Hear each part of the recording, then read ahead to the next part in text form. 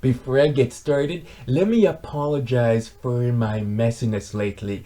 I know I said in my last video that I was gonna give you a video in my series on cognitive abilities today, but just once I changed my video order. So today I'm giving you the first part of my 7th Q&A video. Let's get started. In this Q&A session, which I've decided to split up into 2 videos, I'm only answering one of your questions because in order to answer your question, I need to explain what I'm talking about. So in this Q&A session, which I'm splitting up into 2 videos, I'll answer the question, what philosophical school of thought do I follow? But in order to answer that question, I first want to answer this question. For all of you out there who aren't teachers, what philosophical schools of thought are there? So that's what I'm focusing on in this video, and I will answer your question, so the other question, in my next video. So in this video, I won't answer the question, what philosophical school of thought do I follow?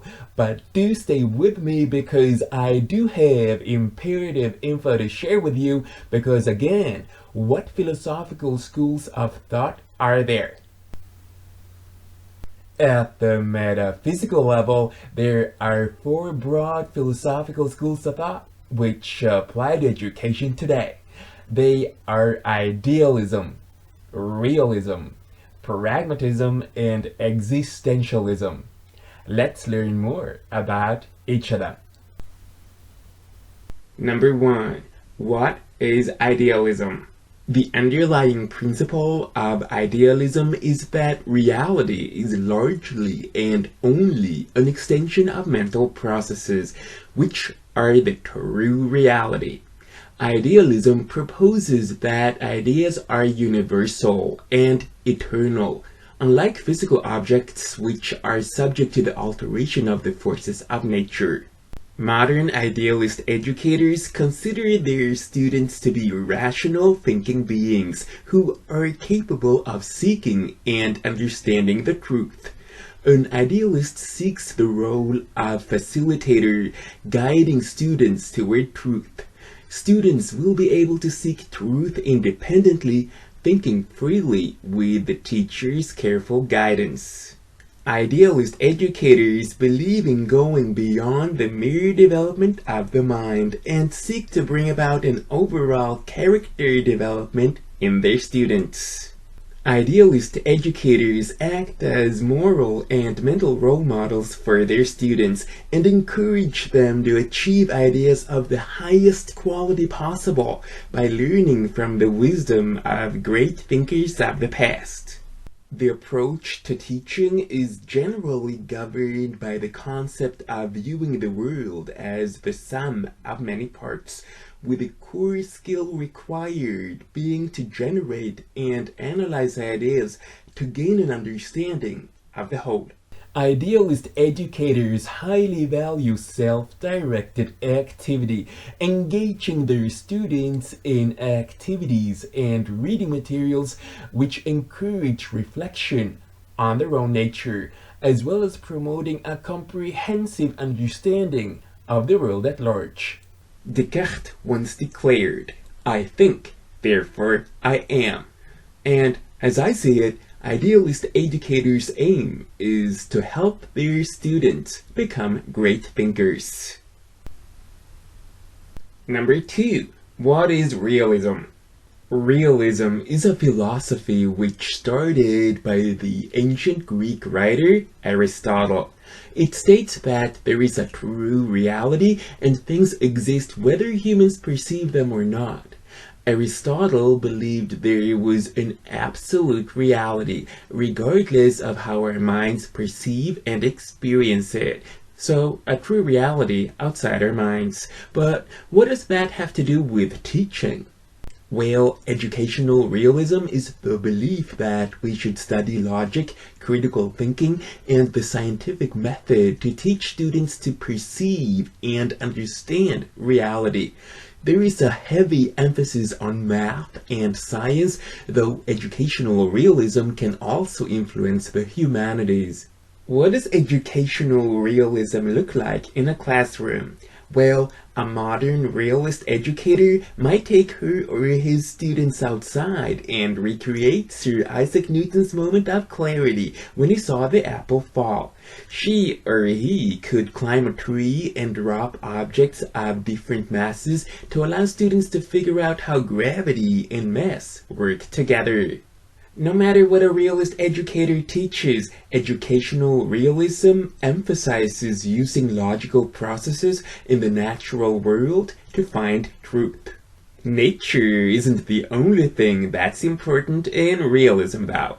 Educational realism is about finding true reality through logical processes. The scientific method or process of setting and testing hypotheses is one of those processes. A realist educator will seek to infuse students with knowledge from the world outside the mind, as our mind's perception of the outside world isn't important. Being solely reliant on information from the external world, realism discounts the original thought of the student. The teacher is seen as the highest authority, a figure to which students must answer rather than a guide who can be questioned. Number 3. What is pragmatism? The word pragmatic means the quality of dealing with a problem in a sensible way, which suits the conditions which really exist rather than following fixed theories, ideas, or rules. Pragmatism is an educational philosophy which says education should be teaching students the things which are practical for life and encourages them to grow in a better people. Pragmatists believe in the idea of practical learning.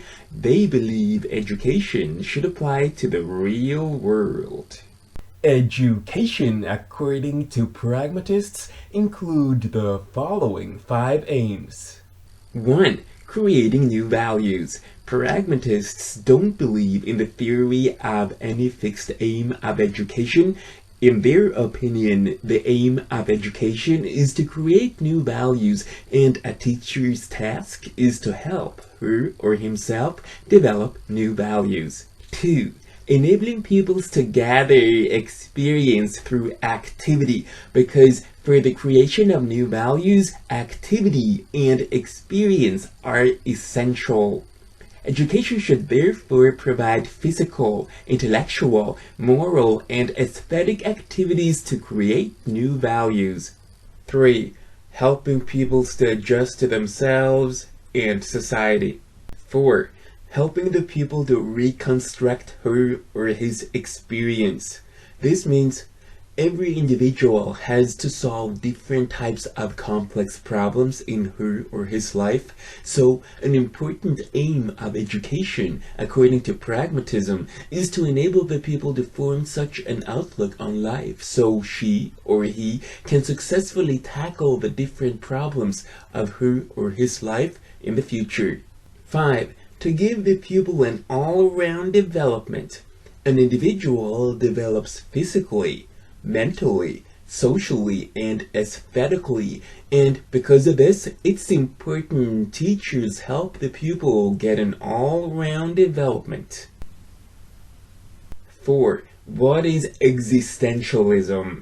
At its core, existentialism is about rejection of the idea that there is a higher power or God controlling our destiny. With this knowledge, we are liberated to make decisions for ourselves. Existentialism in education is a teaching and learning philosophy which focuses on the students' freedom and agency to choose their future. Existentialist educators encourage all students to exercise personal agency and create their own future and meaning of life. Existentialists believe most philosophies of the past have asked people to think deeply about thoughts and abstractions that had little or no relationship to everyday life. That's why existentialists believe the individual should be drawn in as a participant in her or his own education, so the pupil is ready to be filled with knowledge based on her or his own ideas, and thereby creating that relationship between education and everyday life. Furthermore, existentialist educators suggest learners first be looked at as individuals, and that learners should be allowed to take a positive role in the shaping of their education and life. For the existentialists, no two children are alike, and therefore a good education emphasizes individuality. The first step in any education, then, is to understand ourselves.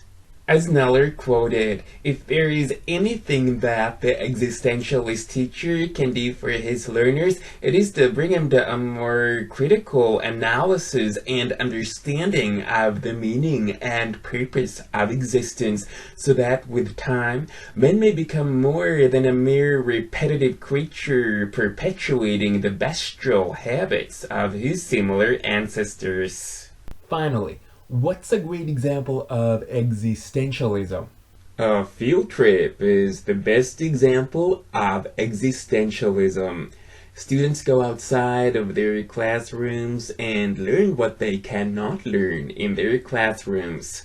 This kind of learning leads students to find their meaning of life because they get to know what they like, what they want to learn, what's important to them, and how they wish to shape their own future. This information came from these websites. You'll find these links below this video. If you found this video interesting, please give it a thumbs up and leave a comment in the comment section below. Subscribe to my channel and watch this series from the start. Next Friday, I'll be back with the answer to the question, what philosophical school of thought do I follow? Till then, I only want to say 3 things. Thank you for watching. Take care, and bye for now.